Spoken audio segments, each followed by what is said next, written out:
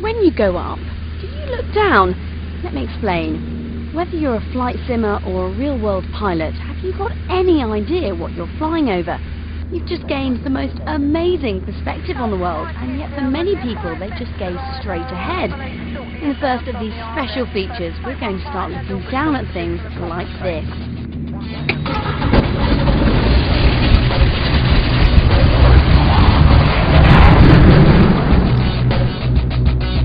Okay, here's the Thames estuary. The estuary is a great navigation feature as it leads straight into London here, but here's a taste of what you're missing if you just set course and go.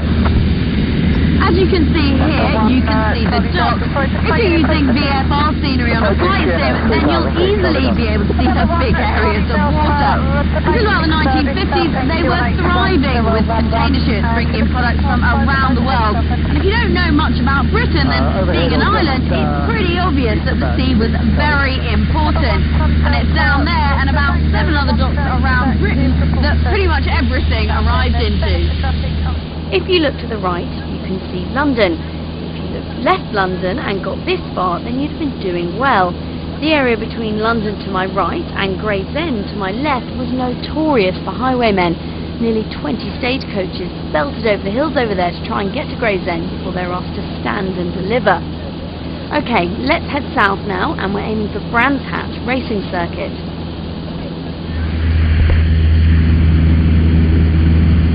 Okay, so we've made it to Brands Hatch Racing Circuit. There are race meetings pretty much every weekend down there in the summer. Can't see much down there at the moment. There isn't anything today, unfortunately. But the circuit is 2.3 miles long. But despite there being miles of open countryside around the circuit, the council planners decided to build a council estate right next to the circuit, which I'm sure you can see just there. So as you can expect, now there are restrictions on the time for engines to start and the layout of the track that can be used. But it even took us a little while to find it when we were up here flying, because as you can see there is a lot of trees around it, so it took us a while, but we did find it eventually. Well, we'll turn on to a new heading now, and we are heading towards Canterbury. You see that ridge of hills over there? Well, they call them the North Downs, and you may have read a book called The Canterbury Tales at school. Well, it was written by a guy called Chaucer 500 years ago. His characters set off from London behind us to Canterbury, which is where we're headed, and it took them a few days, but for us, it's only going to take a few minutes. The end of the pilgrimage for Chaucer's pilgrims was Canterbury. They were heading here to pray at the shrine of Thomas A. Becket. Thomas actually had his head cut off, but in fact, to be precise, it was only the top of his head after upsetting the king at the time. Now, a couple of knights attacked him in the cathedral in 1170, so it wasn't that recently, really. But apparently, after cutting off his head, they then stood on it to make sure the job was done, which is pretty gross.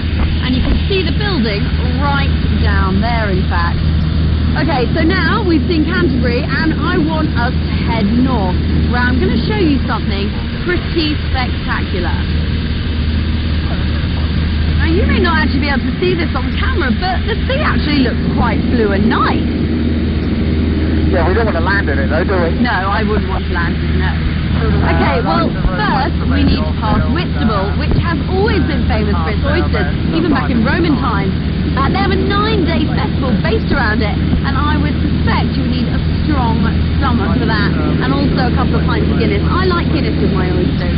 I don't know why, I just do. Horrible thing. Oh, love them. Love them. But this is what we are actually looking for. I don't know if we're going to be able to see it just yet. Maybe if I zoom in a bit. Oh, no, not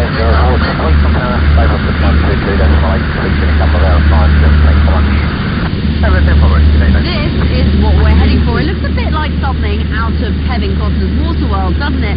In actual fact, they are old World War II aircraft guns, you can see there. They look pretty nifty, and that's only actually just one set. There's another set further behind the wind farm to my left as well. I think we're going to try and do a nice low pass so we can get a good shot of them for you to see. Inbound, stop collection for an NTB approach. Now, these were actually built during the Second World War to shoot at German bombers on their way to bomb London. They used to have walkways that connected the 7 towers, and they were built by building on a large concrete barge, which was then sunk to provide the towers, and then the fort built on top of it. Look at them, they're amazing. You kind of expect Kevin Costner to be whizzing around them on a jet ski, though. Well, that's the end of our grand tour of Kent and the Thames. We'll be putting all of the details on the website very soon, so you can recreate your own flight or just do it in a flight sim.